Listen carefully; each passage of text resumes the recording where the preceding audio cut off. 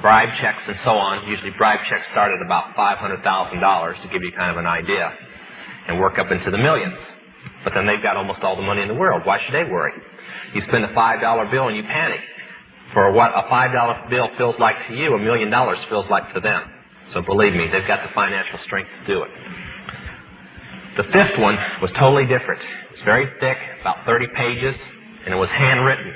Now, according to the laws of witchcraft, if anything is religious, it must be written in a special ink with a dip pen, and the person who's writing it, own handwriting. Nobody, you don't dictate it. It doesn't get typed up. Nobody writes it for you.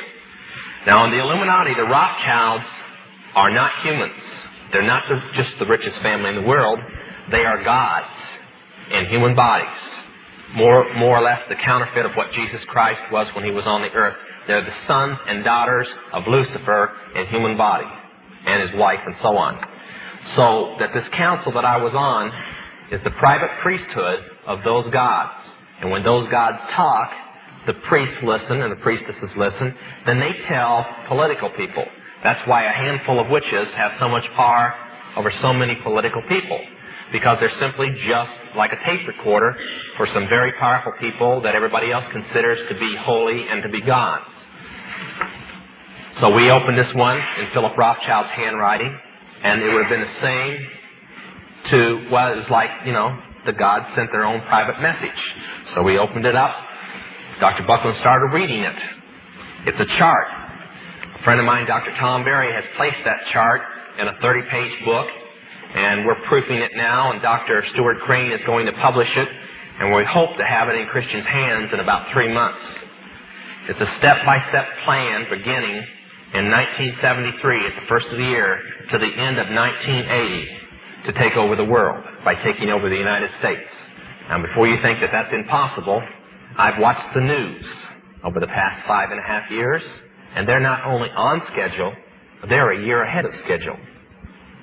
And when I told people this 5 years ago, they thought I was crazy, like a lot of people think now. When I told them that we were supposedly not going to have any fuel, although we were going to have it, and that the gasoline prices were going to go sky high, I even told them a crazy story that the farmers were going to go on strike and the coal mines were going to close down. Now, I wonder where I could have gotten a crazy idea like that. And I was saying it 5 years ago. Only when I went on the East Coast this time, nobody was laughing because they were getting cut back on electricity and people were only working 20 hours a week because there wasn't any coal. So after reading this, I thought, these people are really crazy. Crazier and crazier. But I stopped laughing when I read the sixth letter. It was in Philip Rothschild's handwriting too. Now, before I tell you what's in it, I want to say something. The Mormon doctrine and the witchcraft doctrine are almost identical in how the world began. According to the witches, Lucifer chose his son and his daughter, which were married, to come to the world and lead the rest of his little kids down here. Believe it or not, they're supposed to have landed in a flying saucer.